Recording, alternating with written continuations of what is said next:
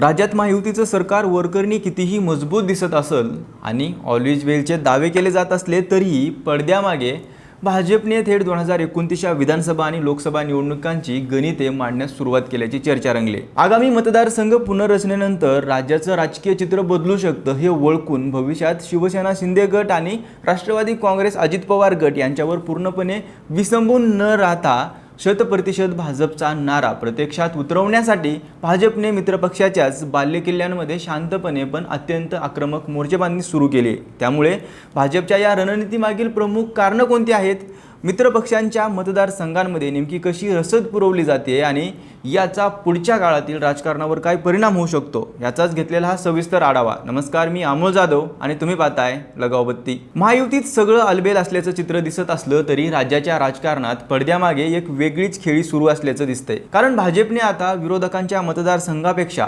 मित्रपक्षांच्या बालेकिल्ल्यांवरच लक्ष केंद्रित करण्यास सुरुवात केल्याचं चित्र अनेक ठिकाणी दिसून येत आहे। छत्रपती संभाजीनगरमध्ये शिवसेनेचे खासदार 6 आमदार आणि पालकमंत्री असतानाही स्थानिक स्वराज्य संस्थांमध्ये भाजपने स्वतःची ताकद वाढवली आहे। वैजापूरमध्ये शिवसेनेचे रमेश बोरनारे आमदार असताना जिल्हा परिषद अध्यक्षपद भाजपकडे गेलं। महानगरपालिकेतील महत्त्वाची पदही भाजपच्या वाट्याला आली। संभाजीनगर मध्य मतदारसंघात शिवसेनेचे प्रदीप जयस्वाल आमदार असतानाही महापौर पद आणि इतर महत्त्वाच्या पदांच्या माध्यमातून भाजपने स्वतःचं स्वतंत्र सत्ता केंद्र उभं केलंय।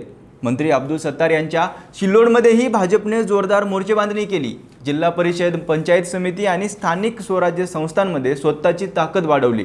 सोयगाव पंचायत समितीत 18 पैकी 10 जागा जिंकून भाजपने सत्तारांनाच त्यांच्या बालेकिल्ल्यात मोठा धक्का दिला।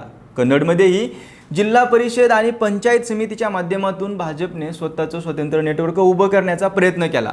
फक्त संभाजीनगरच नाही, कोपरगावमध्येही राष्ट्रवादीचे आमदार आशुतोष काळे असताना त्यांचे प्रमुख विरोधक विवेक कोल्हे यांना विधान परिषदेच्या माध्यमातून ताकद देण्यात आली।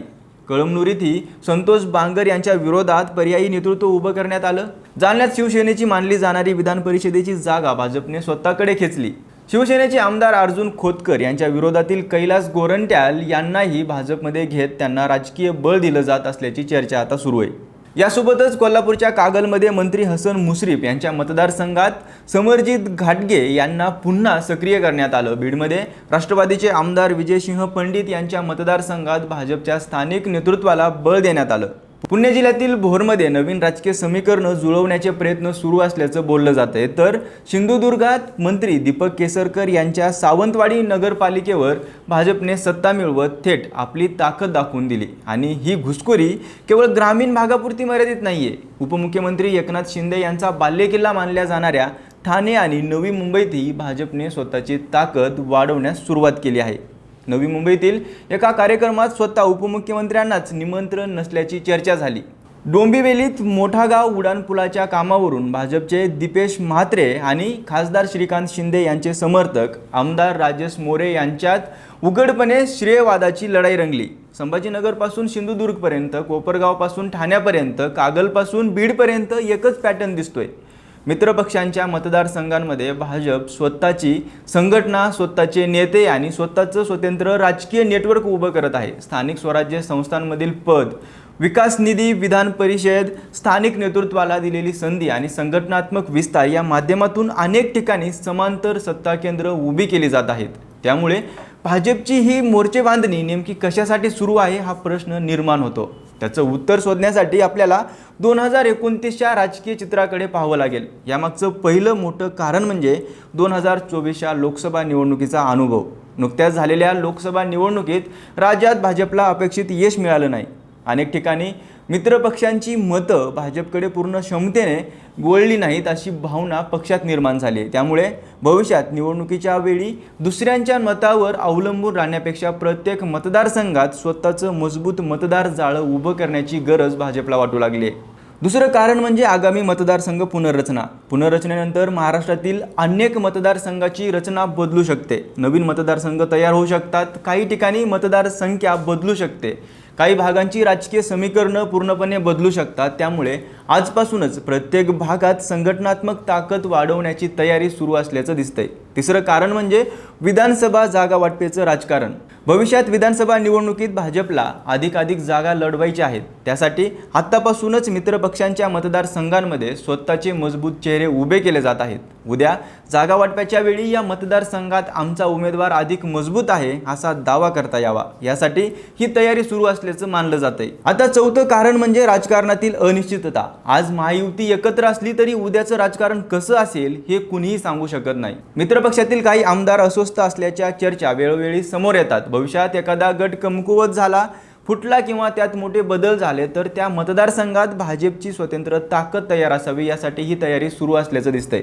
पाचवं आणि शेवटचं कारण म्हणजे बदलती सामाजिक समीकरणं। मराठा आंदोलनानंतर राज्यातील अनेक भागांमध्ये राजकीय समीकरणं बदलली। विविध समाज घटकांमध्ये नव्या पद्धतीने राजकीय मांडणी सुरू झाली। अशा वेळी मित्रपक्षांवर विसंबून न राहता विविध समाज घटकांमध्ये स्वतःची पकड मजबूत करण्यावर भाजपचा भर वाढल्याचं दिसतंय।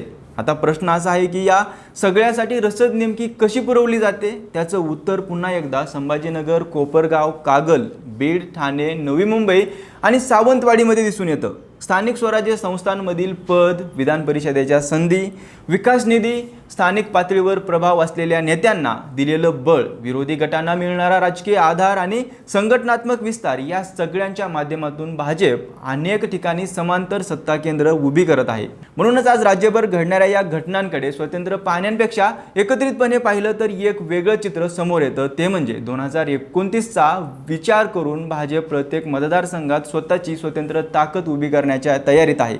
एकेकाळी युतीमध्ये धाकट्या भावाची भूमिका असलेला भाजप आज महाराष्ट्रातील सर्वात मोठा पक्ष आहे। त्यामुळे भविष्यात स्वबळावर सत्ता मिळवण्याचं लक्ष ठेवून पक्षाने आतापासूनच पावलं उचलण्यास सुरुवात केल्याचं दिसतंय। मात्र या तयारीमुळे महायुती अधिक मजबूत होणार की मित्रपक्षांमध्ये अविश्वास वाढणार? भाजपचा विस्तार मित्रपक्षांसोबत होणार की मित्रपक्षांच्या जागेवर होणार? आणि 2029 पर्यंत महाराष्ट्राच्या राजकारणात यामुळे कोणते नवे राजकीय स्फोट होणार हे पाहणं महत्त्वाचं ठरणार आहे। बाकी भाजपच्या या राजकीय रणनीतीबद्दल तुम्हाला काय वाटतं ते कमेंट करून नक्की सांगा आणि अशाच राजकीय घडामोडी पाहण्यासाठी आमच्या लगावबत्ती या YouTube चॅनलला नक्की सबस्क्राईब करा।